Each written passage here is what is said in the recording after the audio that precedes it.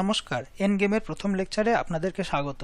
And গেমের একদম প্রথম লেকচারে আমরা দেখব এমন একটা পজিশন, এই পজিশনটা খুবই সহজ বা সাধারণ সোজাসাপটা পজিশন, এবং এই পজিশনে আমরা দেখতে পাচ্ছি দুজনের রাজা ছাড়া সাদা শুধুমাত্র একটা অতিরিক্ত বোড়ে পড়ে আছে। সুতরাং এই বোড়েটা যদি এখান থেকে এগিয়ে গিয়ে একদম পুরো শেষ প্রান্তে পৌঁছে যায় তাহলে মন্ত্রী হতে পারে, এবং সেই অতিরিক্ত মন্ত্রী নিয়ে সাদা খেলাটা জিতে যাবে। আর কালো রাজা যদি দৌড়ে গিয়ে সাদা বোড়েকে ধরে ফেলতে পারে এবং খেয়ে ফেলতে পারে তাহলে খেলা ড্র হবে। আমরা এখানে প্রথমে দেখব যদি কালোর চাল হয় তাহলে পরে খেলার ফলাফল কি হবে। কালোর চাল হলে কালো রাজা এখান দিয়ে এগিয়ে যাবে,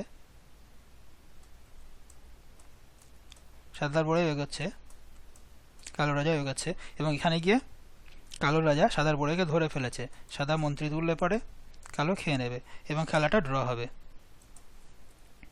এখানে লক্ষ্য করে দেখুন, কালো রাজা যদি একদম পুরো এদিক দিয়ে সাদার বোড়েকে ধরার চেষ্টা করতো তাহলে পরে ধরতে পারত না, সাদার বোড়ে পালিয়েছে।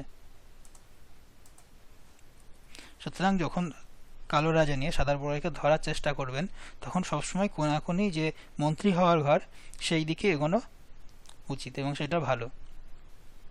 এবং এই ক্ষেত্রে কালো রাজা নিয়ে একদম ঠিক সময়ে পৌঁছাতে পেরেছে, তাই ধরতে পেরেছে, এবং এটা কালোর চাল ছিল। কালোর বদলে যদি সাদার চাল হতো তাহলে পরে কি হবে দেখা যাক। এক্ষেত্রে যদি সাদার চাল হতো তাহলে পরে সাদা প্রথমে বোড়ে চালতো, কালো আগের মতো এগোচ্ছে সাদা বোড়েকে ধরার জন্য, এবং সাদা মন্ত্রী করে ফেলেছে এবং কালো রাজা এক ঘর পিছিয়ে, সুতরাং ধরতে পারবে না এবং সাদা খেলাটা জিতে যাবে। তাহলে পরে এই পুরো খেলাটা ড্র হবে না হার জিত হবে সেটা নির্ভর করছে কালো রাজা সাদার বোড়েকে ধরতে পারবে কিনা তার উপরে। এবং এটা বোঝার জন্য সবচেয়ে ভালো উপায় হলো আপনি গণনা করে বা কাউন্ট করে দেখতে পারেন সাদার কটা চাল লাগছে এই অবধি পৌঁছতে আর কালোর কটা চাল লাগছে, তাহলে ধরতে পারবে কিনা বুঝতে পারবেন। কিন্তু এই কাউন্ট যদি না করতে চান বা গণনা না করতে চান তাহলে পরে বোঝার আর একটা সহজ উপায় আছে, এবং সেইটা হলো একটা ট্রিক। সেই ট্রিকটা আপনাদেরকে শিখিয়ে দিচ্ছি। আপনি যেটা করবেন সেটা হচ্ছে সাদার যেই ঘরে বোড়ে আছে সেখান থেকে শুরু করে একদম পুরো শেষ প্রান্ত অবধি একটা লাইন টানুন, এবং সেই লাইনটার সমান দৈর্ঘ্যের আরেকটা লাইন টানুন পাশাপাশি, এই অবধি যাচ্ছে, তাহলে নিয়ে গিয়ে তারপরে এই একটা স্কোয়ার বা বর্গক্ষেত্র সম্পূর্ণ করুন।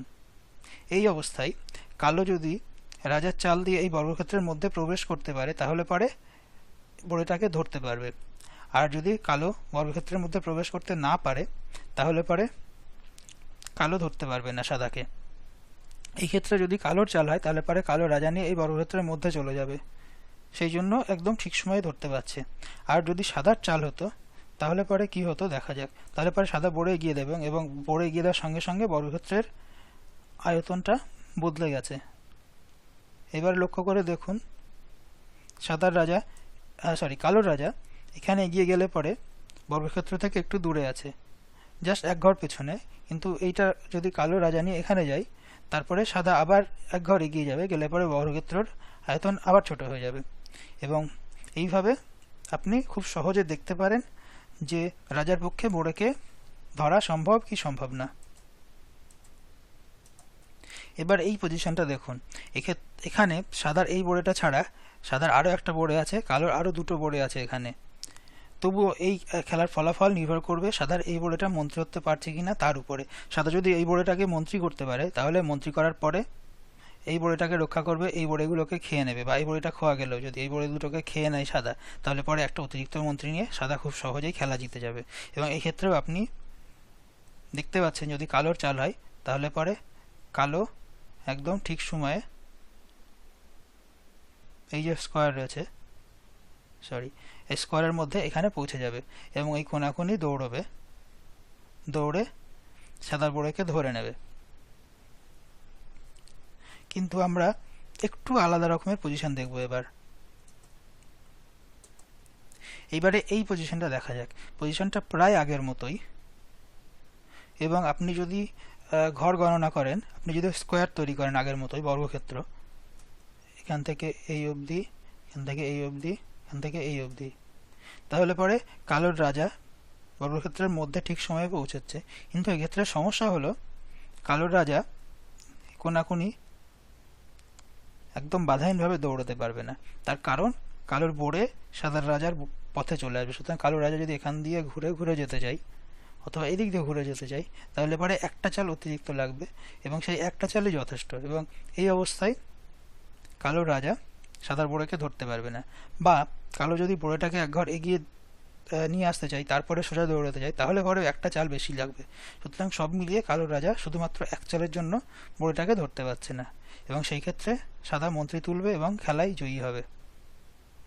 সুতরাং আপনি যখন এরকম গণনা করবেন তখন খেয়াল রাখতে হবে রাজা সরাসরি যেতে পারছে কি পারছে না, এবং সবসময় নিরাপদ হওয়ার জন্য এরকম স্কোয়ার টানার সাথে সাথে গণনা করে নেওয়াও ভালো, তাহলে পরে ভুল হওয়ার সম্ভাবনা অনেক কমে যাবে। ঠিক আছে,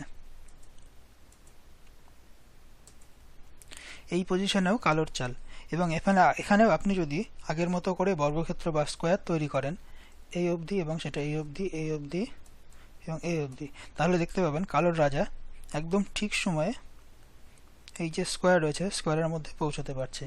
কিন্তু এই ক্ষেত্রে তবুও কালো রাজা সাদার বোড়েকে ধরতে পারবে না। তার কারণ হলো সাদার বোড়ে সবসময়ে প্রথম চালে দু ঘর চলতে পারে, সুতরাং এরপরে কালো রাজা এক ঘর পিছিয়ে যাবে। রাজা কখনো দু ঘর চলতে পারে না একবারে, সুতরাং এই অবস্থায় সাদার বোড়েকে কালো রাজা ধরতে পারবে না। সুতরাং এরকম নিয়ম যখন আপনি প্রয়োগ করবেন তখন মাথায় রাখতে হবে বোড়ে যদি প্রথম পারে দু ঘর চলতে পারে, তাহলে কালো রাজা একটা ঘর অতিরিক্ত পিছিয়ে থাকবে। সুতরাং এই ক্ষেত্রে এই নিয়ম কাজ করে না। তার কারণ হলো বোড়ে প্রথমবারে দু ঘর এগিয়ে গিয়ে একটা চাল বেশি পেয়ে যাচ্ছে। এই উদাহরণ দিয়ে আমরা এই লেকচারটা শেষ করব। আশা করি লেকচারটা ভালো লাগবে। ভালো থাকবেন, ধন্যবাদ।